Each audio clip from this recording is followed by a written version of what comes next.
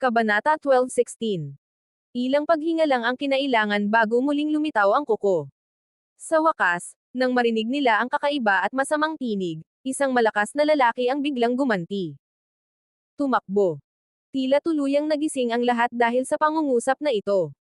Sa sumunod na sandali, sabay-sabay na naglabasan ang lahat ng enerhiya sa kanilang paligid. Marahas silang hamampol sa kalangitan at nagsimulang tumakbo sa iba't ibang direksyon. Dugo. Isang baliw na boses ang muling umalangaw-ngaw. Sa pagkakataong ito, mas matinis pa ito kaysa dati. Maya-maya, ang puting kuko ng buto ay muling kumurap at naglaho, kasabay ng mga kaawa-awang sigaw. Talagang pinakawalan ng lalaking ito ang kanyang hanggaring pumatay. Saan man ito mapunta, lahat ng katawan ng mga eksperto ay pinagpira-piraso at nilalamon hanggang sa maging isang balat na mas nakakatakot pa kaysa sa isang tuyong bangkay. Ang bilis naman. Nakatayo sa ere, bahagyang pinaliit ni Zephyr ang kanyang mukha. Sa sandaling ito, ang kanyang mga mata ay kumikislap ng isang nakakagulat na banal na liwanag. Sa sandaling ito, ang kanyang lakas ay kwalipikado na para maging nasa antas ng emperador. Kung ikukumpara sa dati, ang kanyang pananaw ay mas pambihira pa. Emph. Pagkasabi niya ng mga salitang ito, biglang napabuntong hininga si Zephyr. Biglang lumitaw ang isang figure. Isang mahiwagang peklat ang dahan-daang lumitaw sa pagitan ng kanyang mga noo. Parang mga mata ito ng isang Diyos ng demonyo habang mabilis na sumulpot ang isang nakakatakot na puwersa. Ang Evil Breaking Eye. Habang umuunlad ang Evil Breaking Eye, isang malakas na tunog ng pagluha ang mabilis na lumitaw sa tabi niya.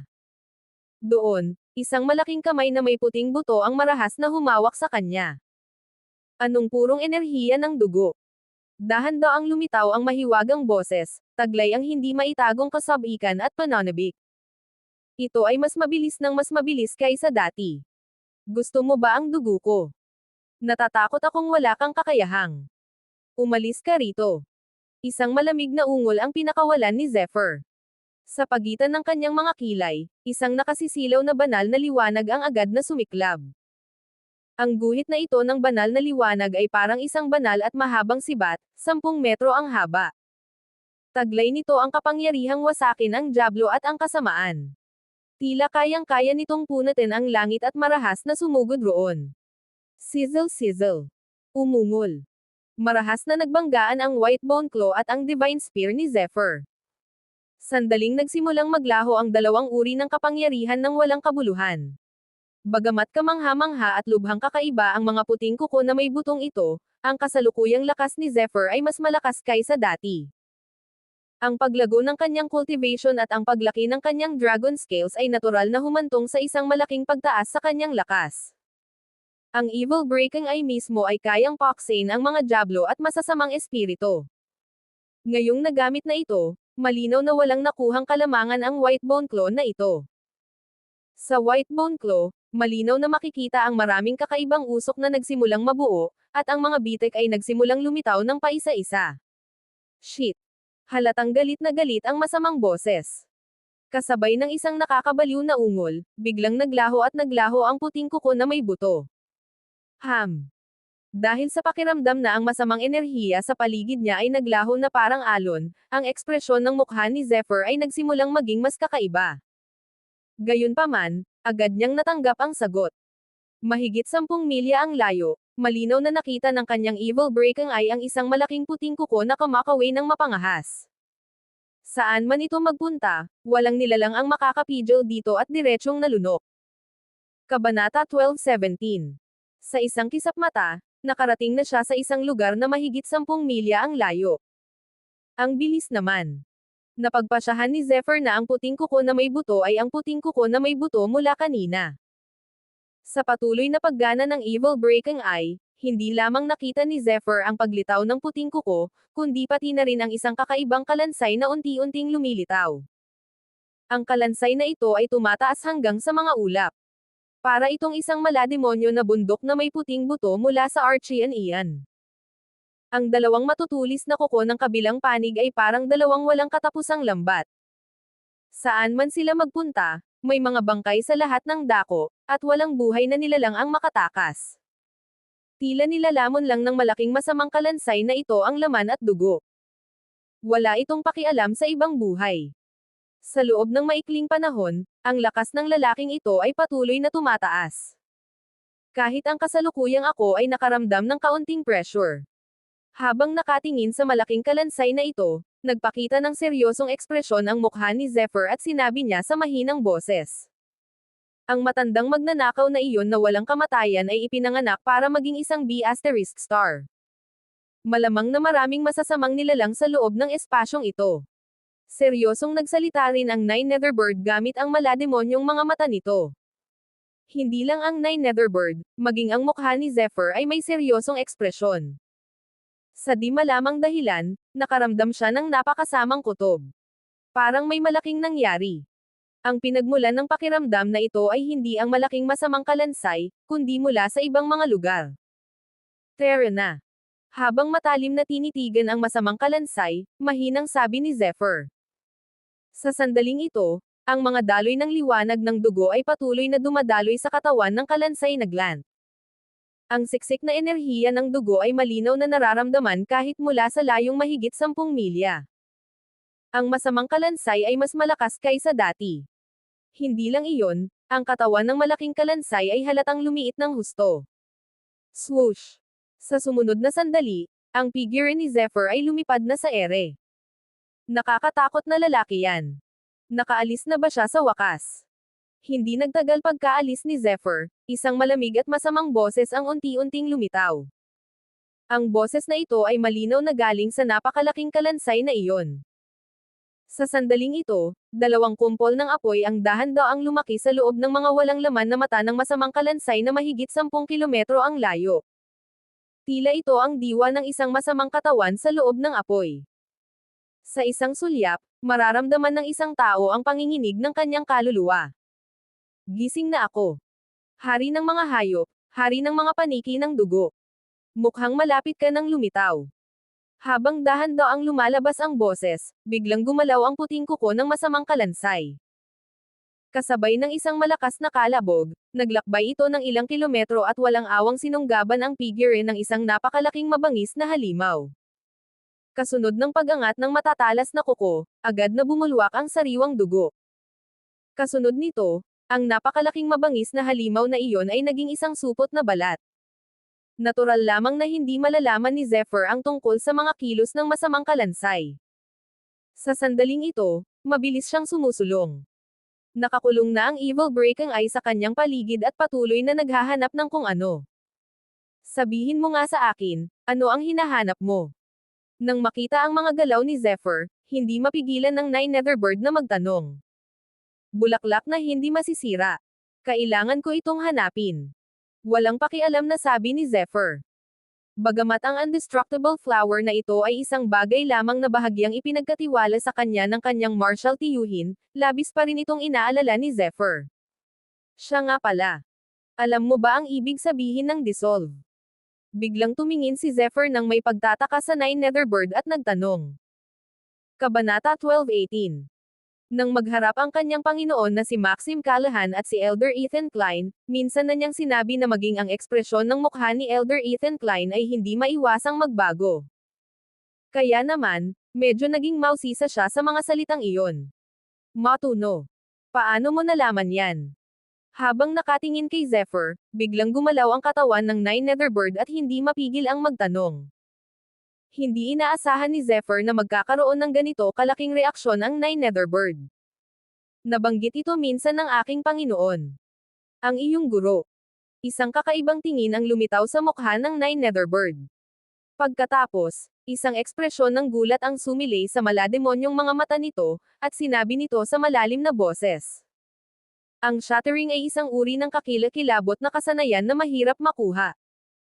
Ito ay isang natatanging kasanayan na natural na nakukuha at nauunawaan pagkatapos maabot ang isang tiyak na antas ng lakas. Gayunpaman, ang pambihira nito ay lampas sa imahinasyon ng mga ordinaryong tao. Halimbawa, ang iyong sword force ay isa sa pinakamakapangyarihang swordmaster sa 10 milyong tao. Kapag naipakita na ito, maglalabas ito ng hindi kapani-paniwalang kapangyarihan. Nakakita na ako ng isang taong gumamit ng kapangyarihan ng pagbagsak. Ito ay lubhang kakilakilabot.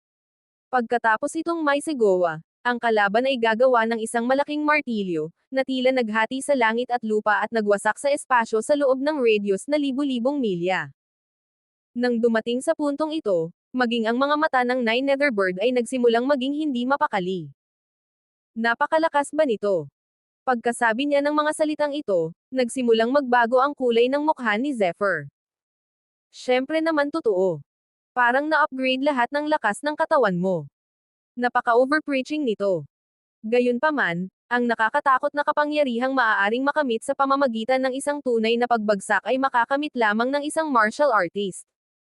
Hindi ko inaasahan na maiintindihan ng iyong Panginoon ang dissolve. Sa pagtingin kay Zephyr, halatang may bahid ng paghanga sa tono ng Nine Netherbird. Bihira para sa lalaking ito na magkaroon ng ganitong saloobin sa mga tao. Gayunpaman, makikita rin dito na ang dissolve ay napakasama. Talaga. Nang marinig ang paliwanag ng 9,000 nether, lalong naging mausisa si Zephyr tungkol sa tinatawag na dissolve. Gayunpaman, lalo pa siyang naging determinado na hanapin ang indestructible flower na iyon.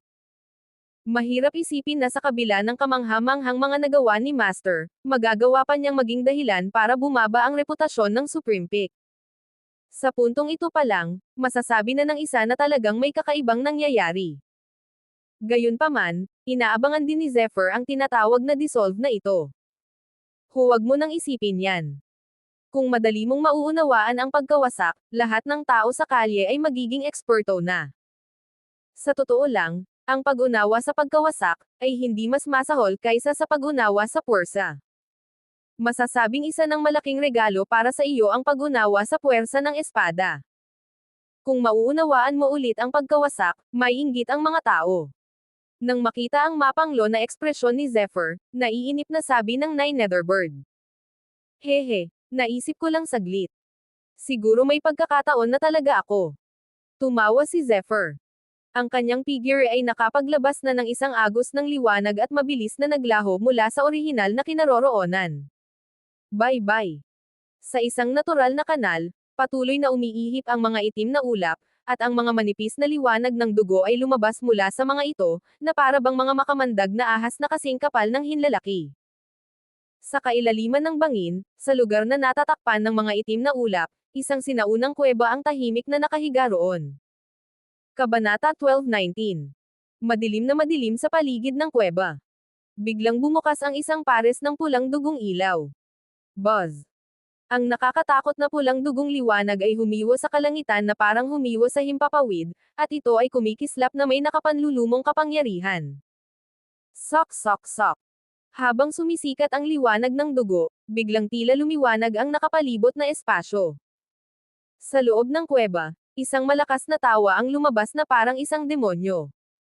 Hindi ko inaasahan na may magbubukas pala ng espasyo sa ika-10 palapag. Sok sok sok, sa wakas ay magkakaroon na rin ako ng pagkakataong makapagpahinga ng kaunti. Langit ngit ngit ngit ngit ngit. Kasabay ng paglitaw ng boses na ito, sa sumunod na sandali, sa kaibuturan ng kuweba, biglang umalangaw-ngaw ang matatalim na sigaw mula sa lahat ng direksyon. Kasabay ng paglitaw ng boses na ito, sa sumunod na sandali, sa kaibuturan ng kuweba, biglang umalangaw-ngaw ang matatalim na sigaw mula sa lahat ng direksyon. Hu! Mabilis na nagsitakbo palabas ng kuweba ang malalaking nilalang at marahas na gumalaw isa-isa. Buzz! Ang bawat isa sa mga nilalang na ito ay kasing laki ng isang gilingang bato. Tinakpan nila ang kalangitan na parang isang itim na ulap. Ang matalas na tunog ay nagsama-sama sa isang iglap, parang matatalas na espada na tumatagos sa espasyo, na nagiging sanhi ng patuloy na pagkaluskos ng espasyo. Bitek. Isang kamay ang dahan-daang nakaunat mula sa gilid ng kuweba na may malakas na tunog ng pagkabasag. Boom! Pagkatapos, malinaw na makikita na ang hindi mabilang na mga sinag ng liwanag ay mabilis na dumadaloy at nagsasama-sama upang bumuo ng isang hindi kumpletong mga ron. Kahit na nasira ang mga ron, naglalaman ang mga ito ng walang katapusang dami ng banal na puwersa habang mariin nilang nilalabanan ang payat ngunit maputi at matalas na palad na ito. Sa ngayon, patuloy mo pa rin ba akong seselyuhan?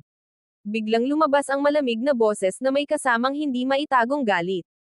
Break. Boom. Ang kamay na ito ay tila naglalaman ng walang hanggang kapangyarihang banal na panlulumo, at sa isang iglap, ang mga hindi kumpletong ron, tulad ng damo sa ilalim ng malakas na ulan, ay direktang nadurog habang nanginginig. Langit ngit ngit ngit ngit ngit. Sa sumunod na sandali, maraming figure na kasinlaki ng mga gilingang bato ang mabilis na lumabas mula sa kuweba. Sa tulong ng mahinang liwanag, malinaw na sila ay mga malalaking itim na paniki. Mga anak ko, huwag kayong mag-alala. Malapit na nating matamasa ang ganda ng dugo sa labas. Isang malambing na boses ang dahan-daang narinig. Isang figure ang malabo na lumitaw sa ilalim ng yakap ng mga itim na paniki. Malinaw na tao ang figurang ito. Payat siya, at kahit sa madilim na lugar, makikita pa rin ang isang nakakaantig na maputlang liwanag. Isang pares ng masasamang matang kulay dugo ang patuloy na lumulunok at humihinga, at mayroong isang malakas na uhaw sa dugong aura sa mga ito. Ang dalawang matutulis na pangil sa sulok ng kanyang bibig ay tuluyang sumire sa kanyang pagkakakilanlan bilang isang tao. Ang lalaki ay nakasuot ng marangyang itim na damit na may hindi mabilang na masasamang linya, na nagbibigay sa mga tao ng hindi maipaliwanag na kilabot. Hari ng mga buto, dahil lumitaw na ako, dapat ay lumabas ka na rin, di ba? Hindi lang ikaw, kundi pati na rin ang matandang iyon, ang hari ng mga hayop. Sa mga salita ng mahiwagang nilalang, nagkaroon din ng malaking pagbabago sa ibang lugar. May isang sinaunang bundok na parang isang mabigat na martilyo. Sa bundok, ang mga baging ay kasing kapal ng mga sanga. Ang mga baging ay nagtagal sa paligid ng bundok na parang mga higanteng sawa. Kabanata 12:20. Bigla na lang, ang bundok, na parang isang mabigat na martilyo, ay marahas na nayanig. Kaagad, dahan-daang lumabas ang maraming tunog ng pagkalabog. Dumagundong. Dumagundong. Sumabog ang boses niya mula sa wala patungo sa wala. Sandaling nagdulot ng nakakagulat na tunog ang buong bundok na parang agos ng bundok. Umuungol. Nagkaroon ng galit na dagandong. Para bang bumaba ang isang walang kapantay na Diyos ng demonyo. Mayroong isang uri ng marahas na puot at hindi maitagong kabaliwan na walang habas na ibinubuhos. Bang! Sa sumunod na sandali, isang matipunong figure ang marahas na lumabas mula sa kailaliman ng mabigat at malamartilyong bundok. Sa sumunod na sandali, habang gumagalaw siya, ang bundok ay nagsimulang yumanig ng lubusan. Ito ay nabasag sa 2 piraso at nahihiwalay sa gitna. Ang lakas ng matipunong figurang ito ay kasing bigat ng bato. Ang enerhiya ay bumabalot sa kanya na parang isang dragon python, patuloy na gumagala sa paligid niya at sa loob ng radius na libu-libong metro. Ilang taon na ba ang nakalipas? Sa wakas ay hinintay ko na ang araw na ito. Magaspang ang boses niya, may bahid ng kabaliwan. Bumalot sa lungsod ang mga itim na ulap, at ang mga patak ng ulan na kasing laki ng butil ay patuloy na bumabagsak na parang tubig. Ang mga paparating na bagay ay bumaba mula sa langit ng may kalakasan, at ang langit ay agad na dumilim, na may halong mga yelong kasing laki ng kamao na marahas na lumipad pababa. Ang lamig at lakas nito ay nagdulot ng pagbabago sa mga mukha ng mga tao nang hindi namamalayan. Sa gitna ng kidlat at kulog, patuloy na lumilitaw ang matatayog na gusali. Mga sinaunang gusali ang mga ito. Sa sandaling ito, ang luma at malawak na aura ay naging masama at kakilakilabot sa dilim. Nang makita ang nakakatakot na pagbabagong ito sa hangin, nagsimulang maging seryoso ang ekspresyon ni Zephyr. Tumigil din ang kanyang dating gumagalaw na figure. Isang kakaibang pagbabago, parang isang natural na sakuna, ang nangyari ngayon lang. Sa isang kisap mata, ang tila sinaunang espasyo ay nagsimulang umunlad at maging isang purgatorio. May malaking nangyari. Ang boses ng Nine Netherbird sa kanyang balikat ay may dalang nakakagulat na alon habang tinitingnan nito ang pagbabago sa espasyo. Aba! May nangyari talaga. Well, may nangyari talaga. Tumango si Zephyr. Naging mas seryoso rin ang mga mata niya. Sa sandaling ito, hindi lamang si Zephyr, kundi maging ang iba pang mga martial practitioner sa level 10 space na ito ay nagpakita ng ganitong saloobin. Hindi mahulaan ang kapangyarihan ng langit. Ang gayong kakilakilabot na pagbabago ay malinaw na walang pinagkaiba sa kapangyarihan ng langit. Habang umiihip ang malakas na hangin, kumidlat at dumagundong ang kulog. Sa sandaling ito, nagsimulang manginig ang puso ng napakaraming eksperto. Boom! Isang nakakabinging pagbagsak ang narinig mula sa dagat. Hindi bihira ang ganitong uri ng dagat sa espasyong nasa ika-10 antas.